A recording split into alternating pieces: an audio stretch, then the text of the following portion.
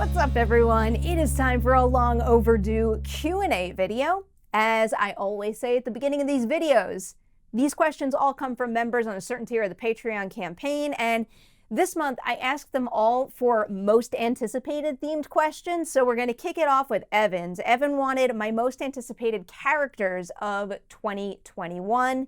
I will start by highlighting Candyman. You guys know how pumped I am for that movie, and I really think that Nia DaCosta and the team have a great opportunity to evolve that original movie and to evolve the Candyman legend overall. So I'm curious to see what they do with that. And I also just have very, very high hopes for the movie too.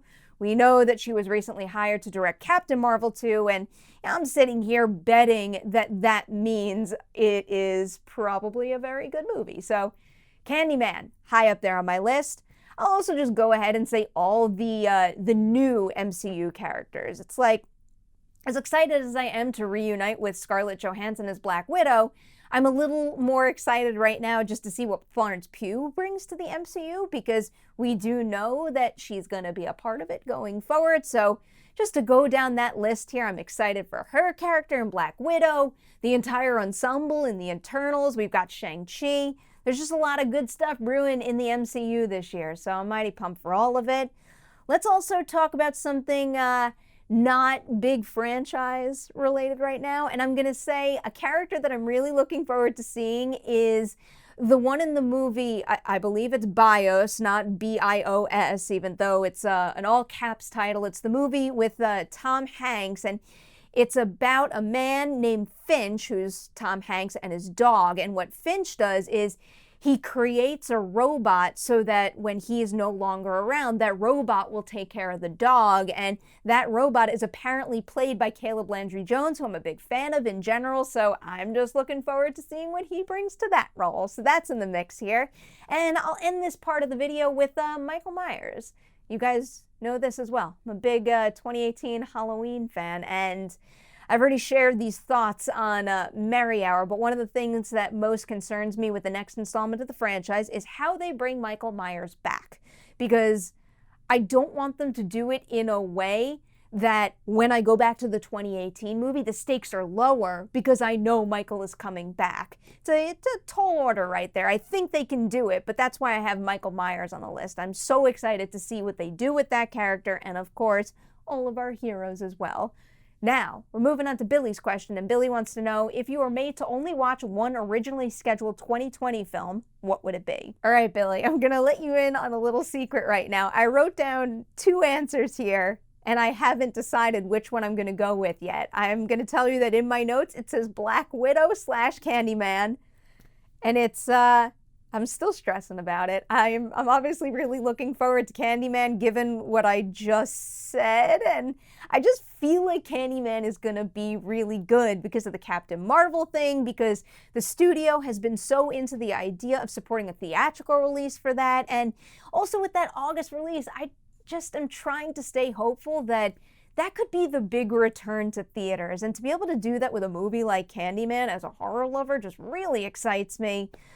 Man, I can't choose. Are you okay with me just saying Candyman and Black Widow? Because I'm also really curious to see what they do with Black Widow in general and to see how it affects the MCU going forward. And I'll just go back to Florence Pugh. I'm just a huge fan of hers, and I want to see her career flourish. And this could be a real big role. And that ensemble is also filled with incredible people. The trailers that we've seen thus far look badass. That looks like some excellent hand-to-hand combat. So mighty excited for that as well. Sorry, Billy, I'm cheating here. You're getting Candyman and you're getting Black Widow. There's nothing I could do about it.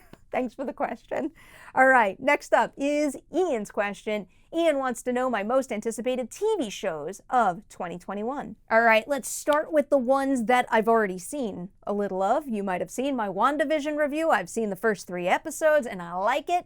And I also, at this point, I think I've seen 2 episodes of Zoe's Extraordinary Playlist, and that is quite good as well. It's one of my favorite surprises of 2020, show-wise, and it looks like they're keeping the bar just as high with season 2.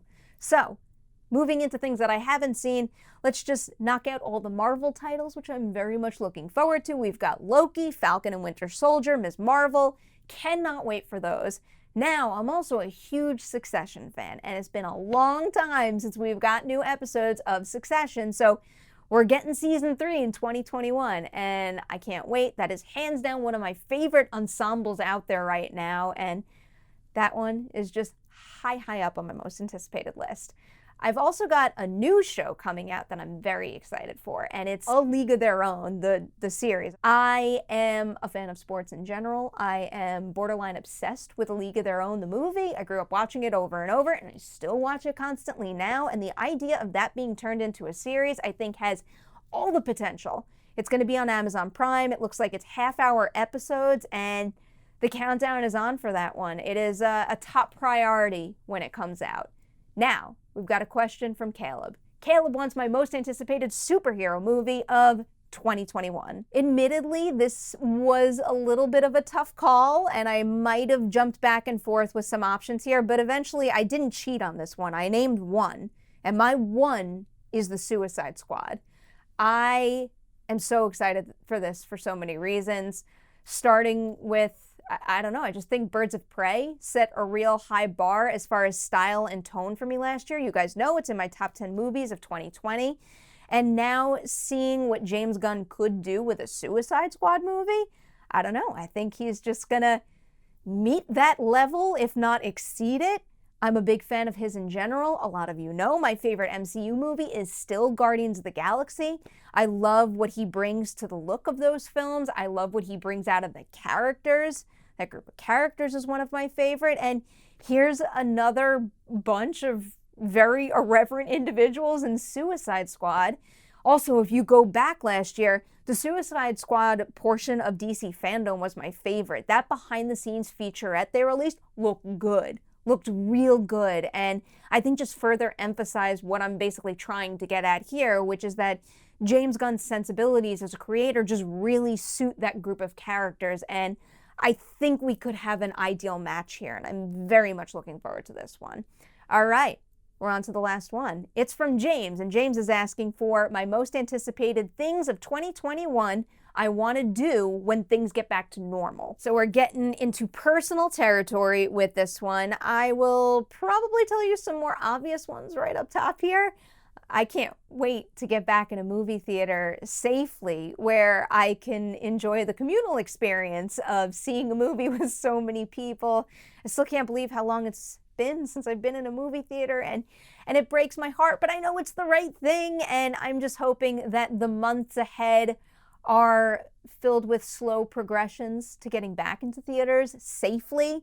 I also cannot wait to do an in-person interview. I am itching for that right now more than you could ever know. I do really love my Zoom interviews, and like I've told some of the Patreon team members, I think I've recorded some of my best interviews in 2020, but there's nothing like sitting down opposite a person and having eye contact and being able to read body language, and I don't know, just having that deeper personal connection. I really miss it, and I like being around people, so I can't wait for that. And speaking about being around people, give me a film festival and a convention.